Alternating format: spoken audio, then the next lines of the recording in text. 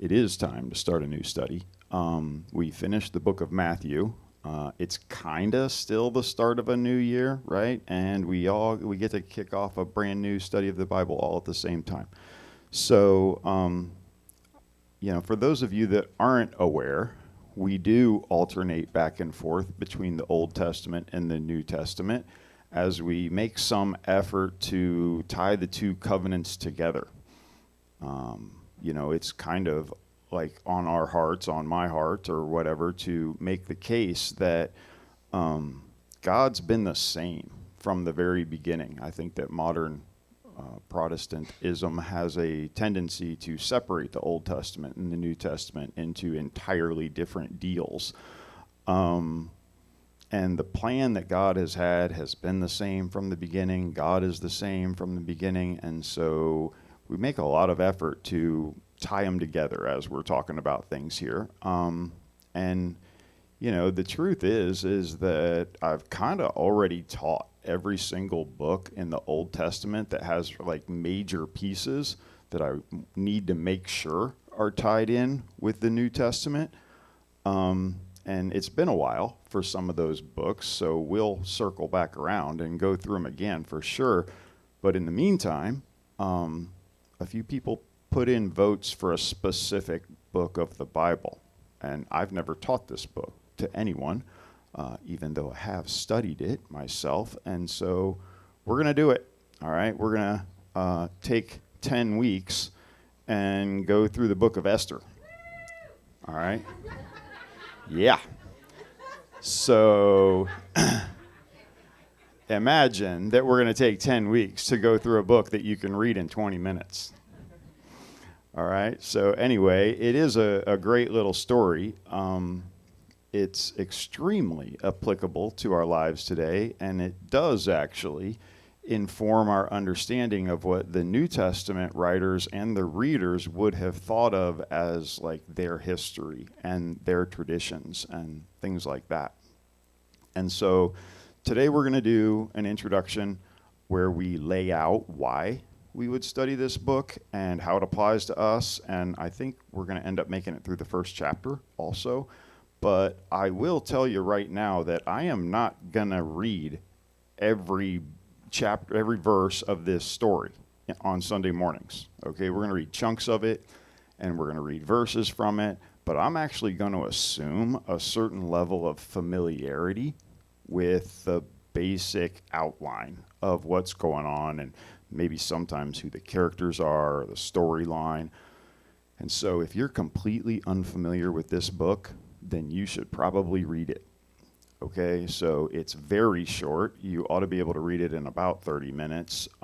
If you don't have a Bible, then you're welcome to borrow one from here. You just take one from under the chairs or from over there on the shelf or whatever. You could read it on the internet, right? Like there's hundreds of different Bible apps and websites and stuff like that. If you don't have the ability to read the book, then at the very least, watch the Bible Project's video on the book. Okay, so it takes 10 minutes and it'll tell you everything that you need to know in order to understand what's going on and follow along. So if you don't, like some people don't assimilate information from reading very well, watch the video, okay? It's pretty good. They do a good job on that kind of thing. So, let's do it. Good reasons to study the book of Esther. What should we expect to get out of the book of Esther, right? Well, I mean, this is a popular Bible study for like women's groups and stuff like that. And so, maybe you've already studied this. This is kind of the approach that we're going to take this time. Maybe it's the same, maybe it's not. But have you ever thought that things would be different for you if God would manifest himself to you the way that he did in the Old Testament, right? I mean, they never really seem to have to wonder whether or not there's a God at all, okay? They've got like a cloud to follow through the wilderness and like a column of fire at night that seems like it would make it pretty easy to figure out which way God wants you to go. And like every morning, there's food laying on the ground outside the tent, and you just pick it up, and you don't have to worry about that for today. And God sends these guys periodically to like give people messages, and those guys can tell you what's going to happen in the immediate future in order to prove that they're from God and they're right about what's going to happen, and then they can just tell you what God has planned for you. And then even in the New Testament, the Holy Spirit is visible as it comes down and rests on the heads of the apostles, so that everybody will know that they have the authority of God. I mean, it seems like that's a very different situation than we have today, than where we live. Because we don't get any cloud or column of fire to verify which direction we're supposed to go. We're just kind of hoping most of the time that we're going the right way. And if we want to be able to buy food, then we have to go get a job, and we have to make money, and then we trade it for food. Okay, God doesn't really seem to provide in exactly the same way for us. And in our time and place, the people that say that they hear from God are often like unreliable, to say it in the most generous terms possible. Okay? So God just seems more distant. You know, our lives feel like they're affected more by our bosses than they are by God. And the things that the Bible claims are the keys to success and happiness, don't seem to be nearly as effective or as immediate as the money and approval that most of us spend most of our time chasing. Okay? So the main reason that we should study the book of Esther is because it reads very much like it's written by us. It's like it takes place in our world, not the world that the rest of the Bible takes place in. I mean, God's name is not mentioned one single time in the whole story. Okay, that's a bit strange for a book that God decided to include in his scriptures.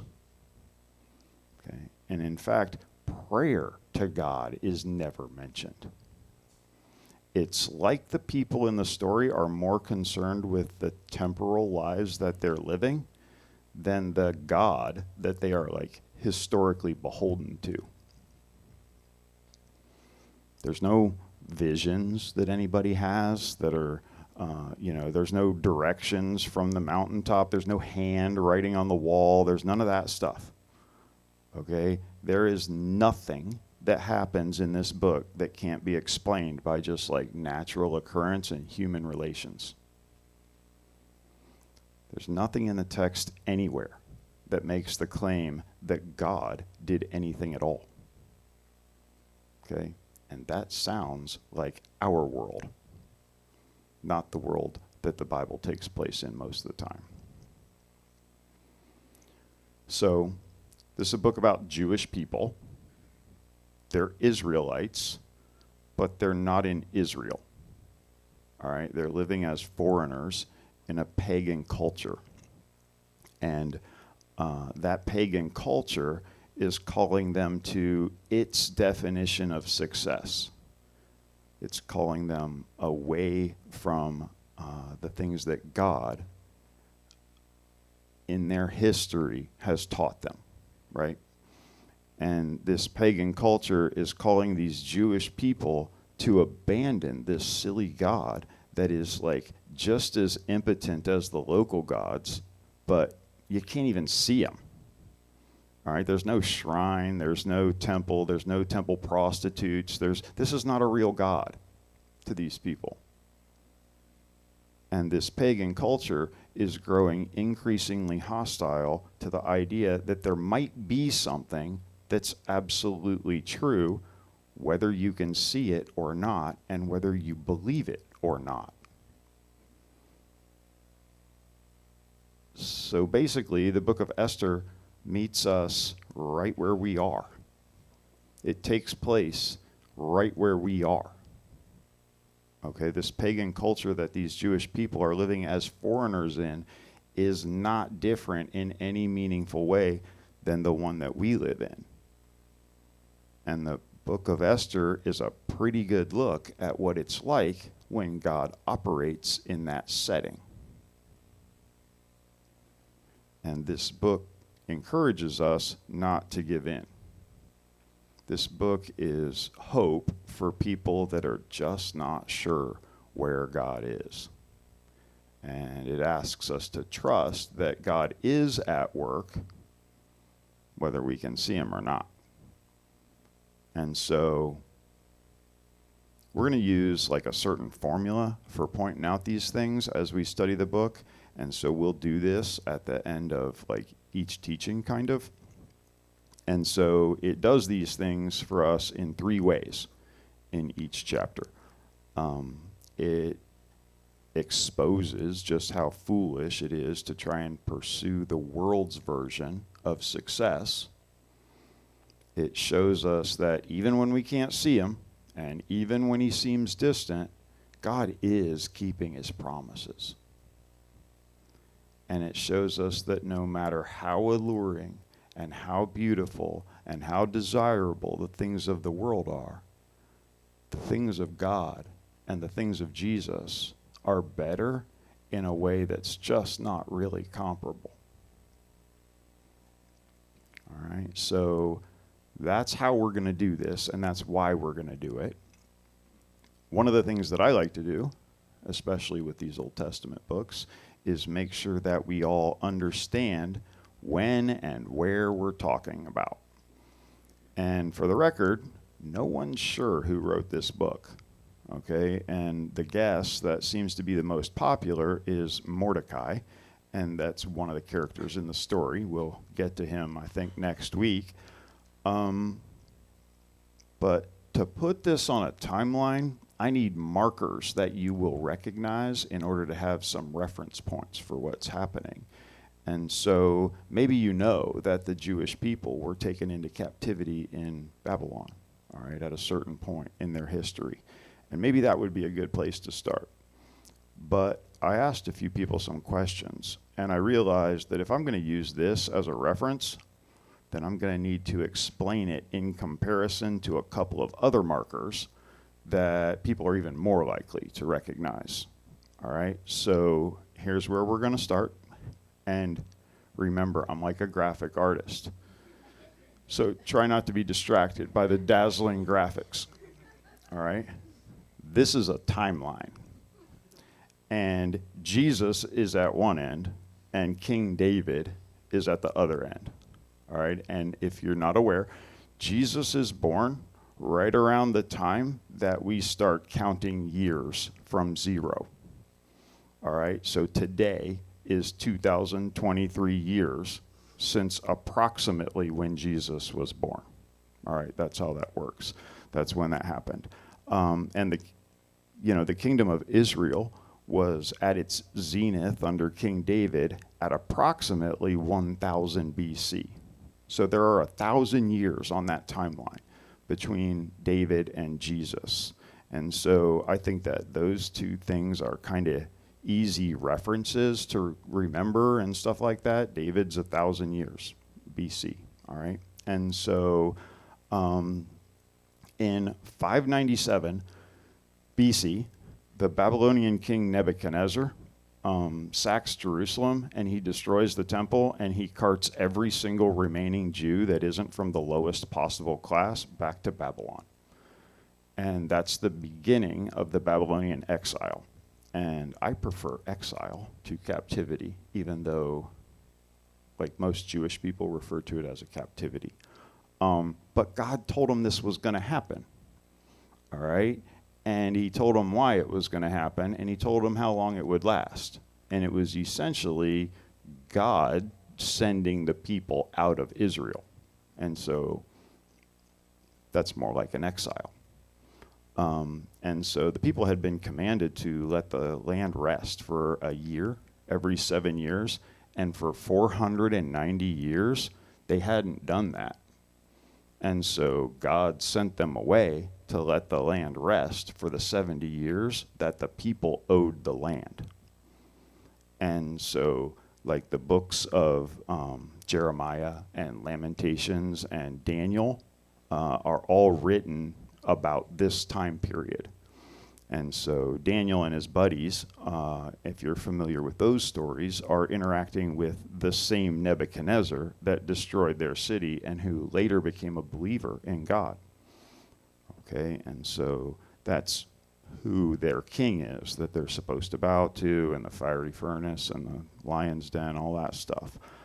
Later, Daniel's interacting with the next Babylonian king, whose name is Belshazzar. Daniel is whatever. And so he's interacting with that guy when the scene with the disembodied hand writing on the wall. And so in that scene, Daniel interprets the writing on the wall to mean that the Babylonian rule was going to come to an end and that they would be overthrown. And in 539 BC, Cyrus the Great of the Persian Empire just basically wipes out the entire Babylonian Empire. And he takes all that's theirs as his. And dude, Cyrus is no joke. Okay, most of the time when someone is called the Great, okay, I'm a little bit skeptical. But especially for his time, Cyrus was extraordinary. Okay, he was fair and he was tolerant of religion and culture, and he kind of like genuinely seemed to make life better for the people that he ruled. And as biblical evidence of that, 1 year after he conquers Babylon and takes possession of all these Jewish captives, he not only releases them to go and rebuild their home city, he also finances it and sends all the material to do it. Okay, it was essentially Cyrus that rebuilt the Jewish temple. But it does take a while. And the temple's finished in 517 BC. The wall around the city is not really finished until 444 BC. And so this is the time period that the books of Ezra and Nehemiah take place in. And so I'm going to drop a few other historical markers on this timeline just so you can appreciate where we really are. You may know all this stuff already, but, you know, whatever. The Battle of Thermopylae takes place between King Leonidas and Xerxes of Persia.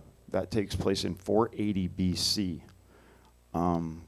So the king in between, the Persian king, in between Cyrus and Xerxes was Darius. And the thing that Darius wanted more than anything else was to be the ruler of the whole world. Okay, at least all the parts that mattered. But he just couldn't seem to defeat Greece. Okay, Greece was not like a world power or anything, but like Darius couldn't get it done. So when his son became king of Persia, it became his son's dream to accomplish the thing that his father never could. All right, he wanted Greece. And that would be an enormous undertaking, and it would be very difficult to convince the people that it was a good idea after Darius had failed a whole bunch of times at it, at least a couple of times.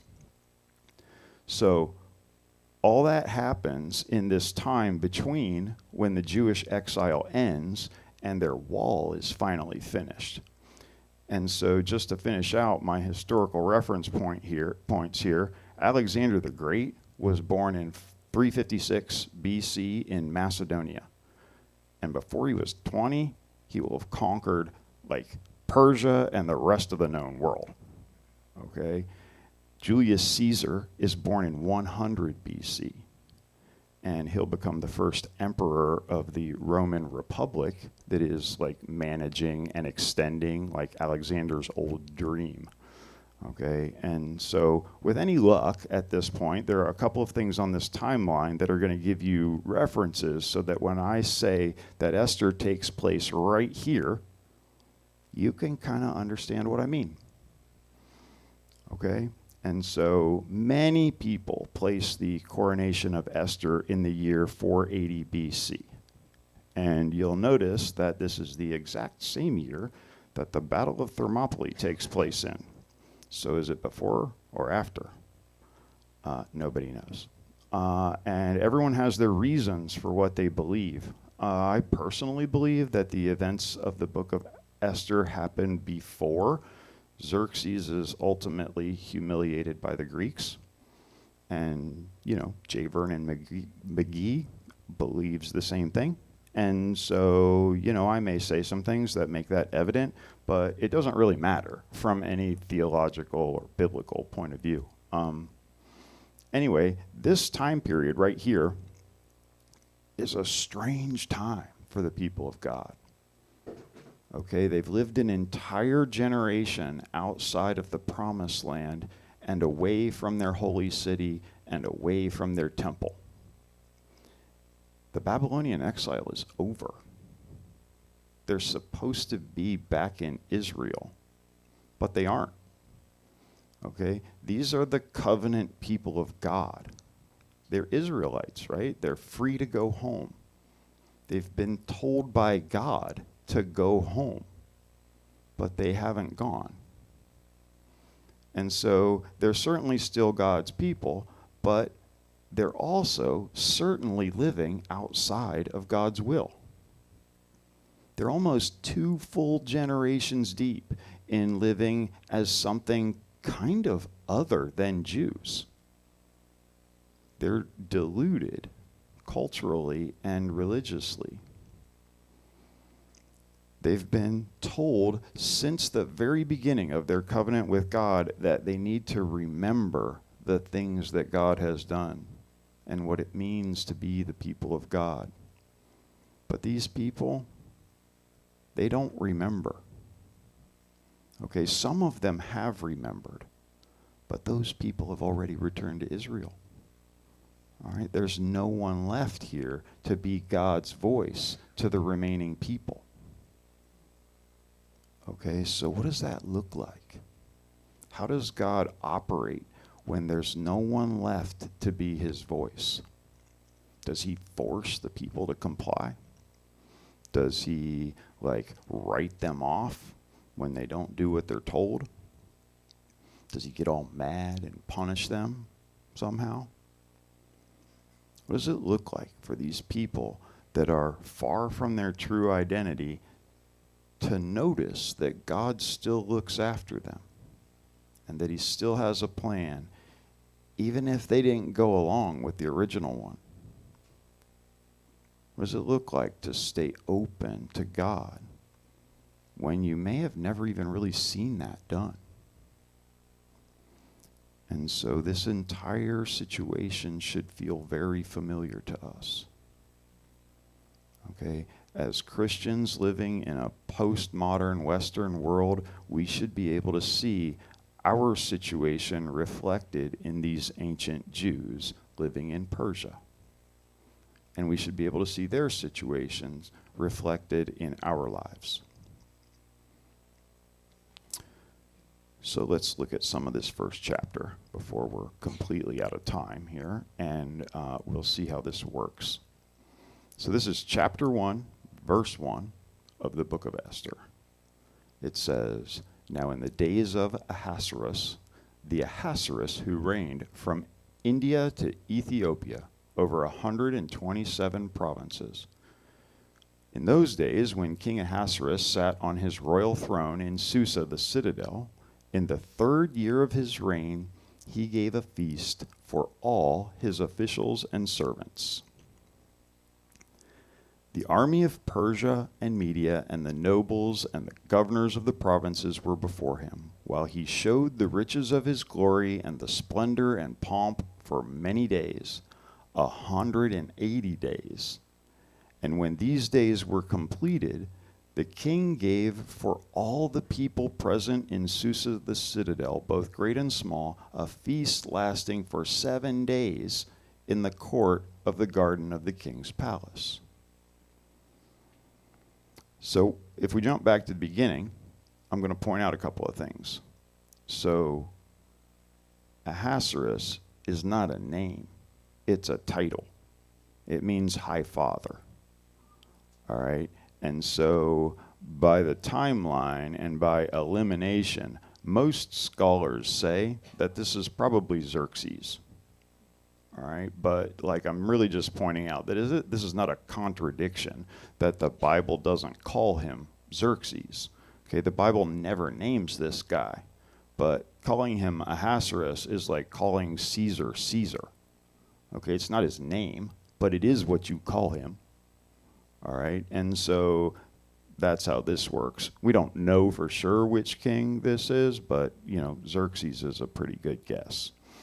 And then it says that he reigned from India to Ethiopia over 127 provinces. Okay, so you are definitely supposed to be impressed. Okay, this guy is in charge of it all, is what this means. And so remember, though, that Xerxes, assuming that that's who this is, has this thing that he wants to do. He wants to go to war, and he wants to finish what his father started and take Greece. And that way he can be the ruler of the whole world and be greater than his father. Okay, and so he's parading his wealth in front of the people that matter in order to convince them, that he can afford to do pretty much whatever he wants. And so this is like an episode of Cribs where they're showing you all their stuff, okay? But this episode of Cribs takes like 180 days, and there's free food the whole time, all right? So 180 days is a long time. Almost none of us have done anything for 180 days straight, okay? So this is a big party.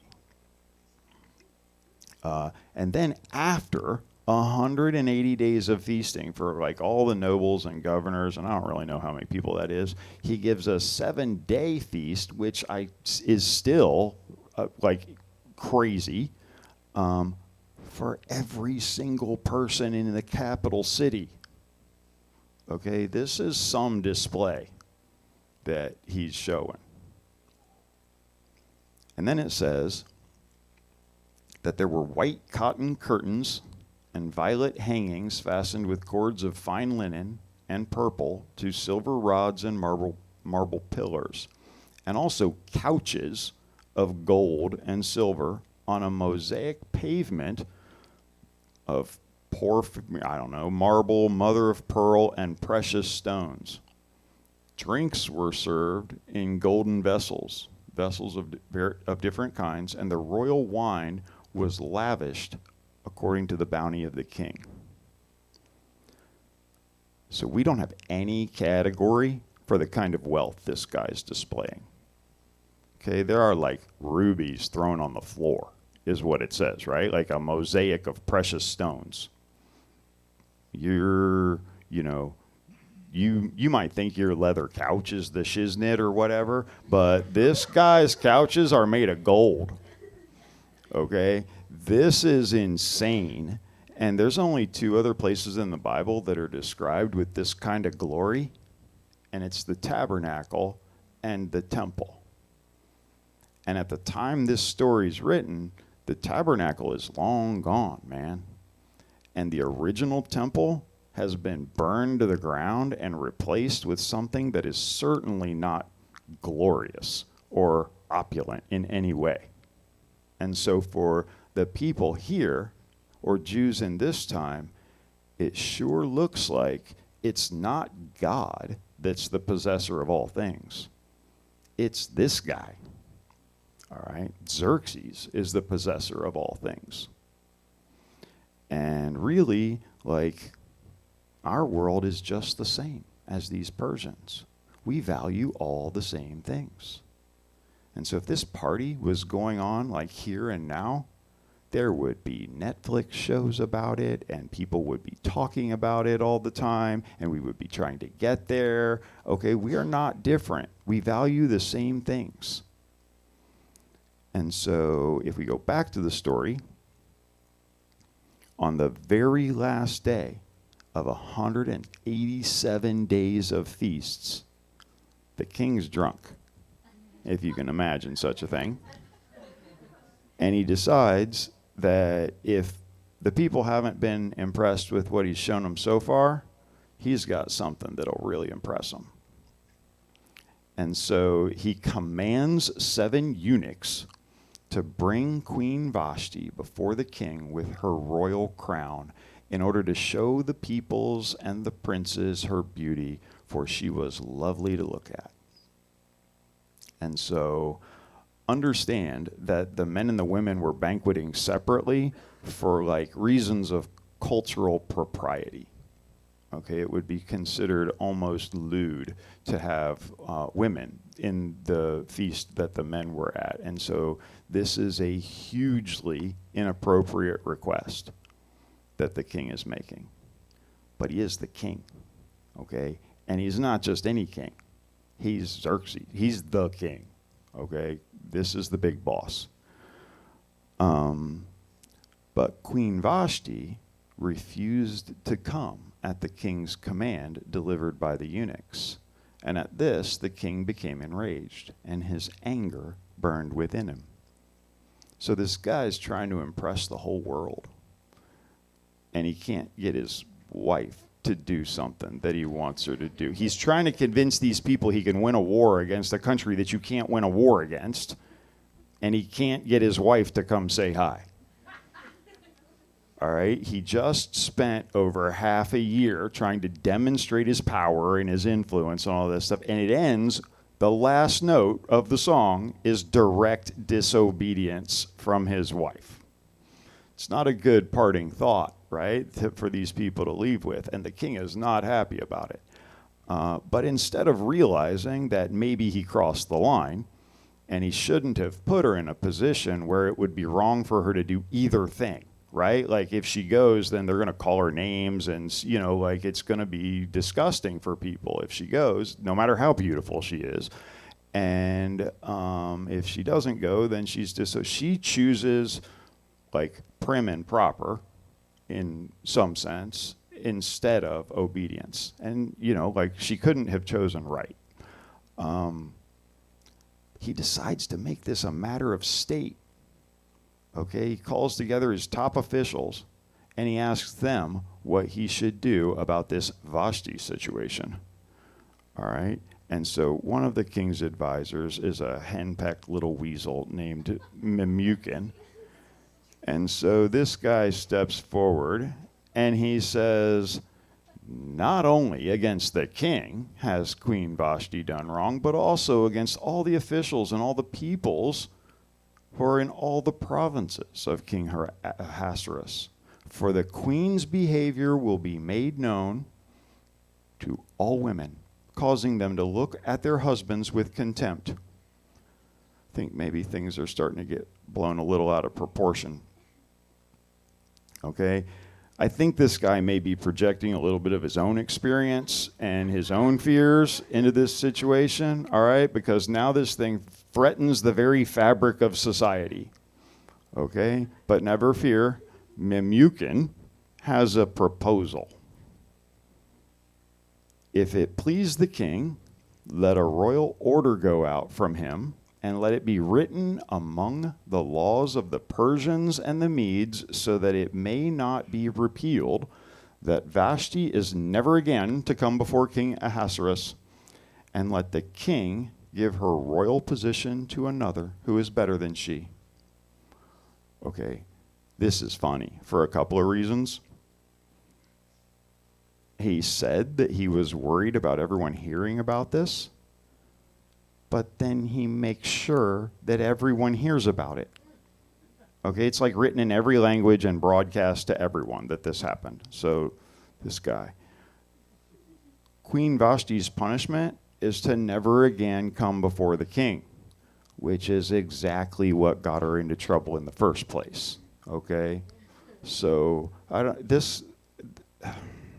it's also funny that this guy seems to think that there is a genuine, real correlation between what you can order people to do and whether or not they will honor and respect you. Okay, this guy's a putz. How people like this end up as royal advisors is like a little bit beyond my understanding. But it's like normal that guys like this are the royal advisors. So that's as much as we're going to read. And so we're going to wrap things up here with some conclusions. And I said at the beginning that the book of Esther was going to do 3 things. And so it's going to expose the foolishness of pursuing the world's version of success. It's going to show us that, God is keeping his promises, even if you can't see it happening. And no matter how alluring the things of the world, the things of God and Jesus are better. And so how did it do that in this passage?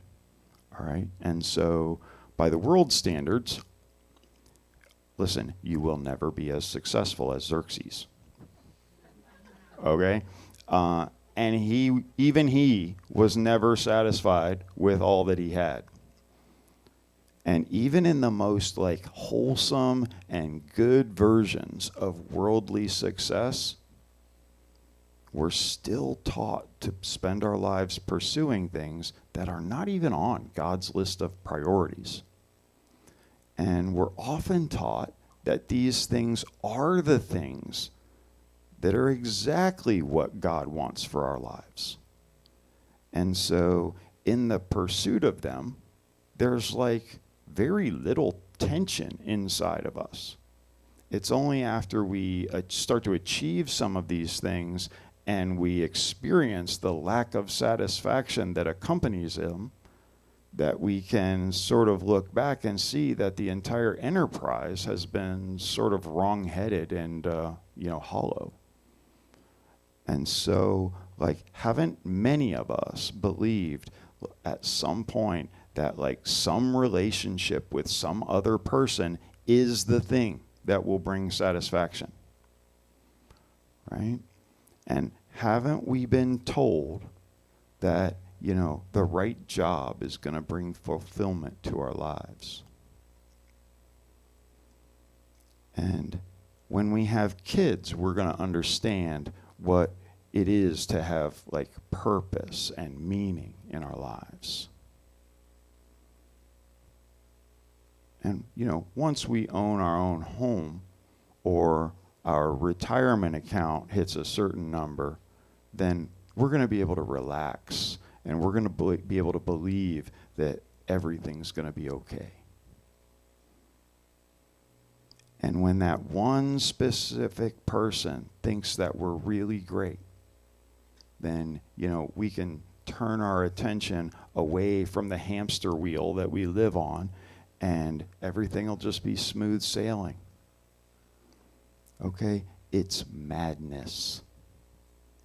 And we know it's madness. But we won't turn away.